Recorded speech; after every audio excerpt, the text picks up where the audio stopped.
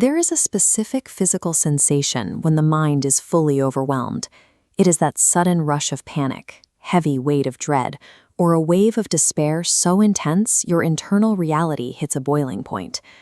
We traditionally label these states as brokenness. The common assumption is that an internal collapse represents a psychological failure or a defect in a person's character. But the mechanics of this suffering look less like a defect and more like a law of physics. The human mind follows a predictable internal geometry of stress. Total emotional collapse indicates that a complex system has been pushed past its structural limits. It is the predictable result of a system operating outside its designed capacity. Biologists recently identified a mathematical pattern that governs tens of thousands of living species, from bacteria to mammals. They call it the universal thermal performance curve. As physical temperature rises, biological performance increases. Heat makes organisms more capable, but this only works within a specific window. Every living system has an optimal coherence range. Once pushed past that threshold, performance drops off a cliff, spiraling toward physiological failure. Evolution operates within this constraint. The exact same heat that powers life becomes the force that collapses it once a specific limit is crossed. Human psychology operates on a nearly identical curve. In the subjective world, the equivalent of physical temperature is egoic load. The ego functions as an adaptive survival tool.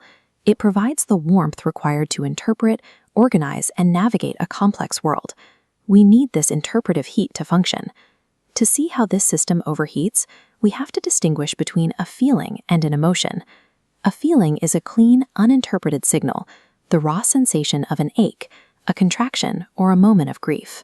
An emotion is what happens when the ego attaches a historical belief to that raw feeling.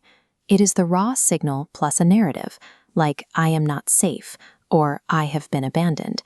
This makes emotion an internal thermometer. It measures exactly how much interpretive heat the ego is adding to our direct experience. Problems arise when we enter a state of ego-solarism. This is when the ego stops being a tool and becomes the sun, the center around which all internal experience must orbit. When the ego is the center, it adds massive interpretive heat to every signal. Perception bends around layers of fear, identity, and memory. As egoic load increases, the internal field overheats. Once we cross the coherence threshold, experience itself distorts. At this high temperature, our adaptive protections become rigid. We stop responding to life and start reacting to the heat of our own interpretations. We can see this in the shift from a clean signal of sadness to the overheated state of despair. Despair is simply the original sadness multiplied by a heavy egoic belief that the pain will never end. Much of our suffering is the remainder created when egoic mass bends experience away from its natural state. Like a cell frying in the sun, the mind is simply reacting to an environment that has become too hot. This framework reorients the goal of clinical observation. Instead of looking for a pathology to cure, we look for a system that has exceeded its coherent range. Anxiety, depression, and reactivity are indicators of systemic misalignment.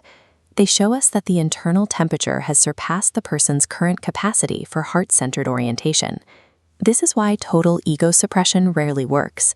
A system with zero egoic heat becomes totally numb and completely loses its ability to adapt to the world. The path to stability involves returning the system to its optimal range. We are looking for the point where feeling can be felt without being distorted by the heat of interpretation. This return requires a process of intentional evolution. We must demote the ego from the center of the system and return it to its role as a functional adapter. As the ego steps aside, the heart takes over as the central compass. Because the heart processes raw feelings without adding the fuel of defensive narratives, it acts as a regulatory intelligence, naturally lowering the internal temperature. Under this heart-centered orientation, the system finds its range again. Overwhelming emotional weather cools down and becomes usable, actionable information. This isn't just a psychological theory. It is a reflection of a wider biological reality. A cell, a forest, and a nervous system all reach a point where they must either regulate their heat or face collapse. Healing is the structural practice of returning consciousness to its natural, optimal range. By shifting our internal center, we allow the system to function as it was designed, cool, clear, and coherent.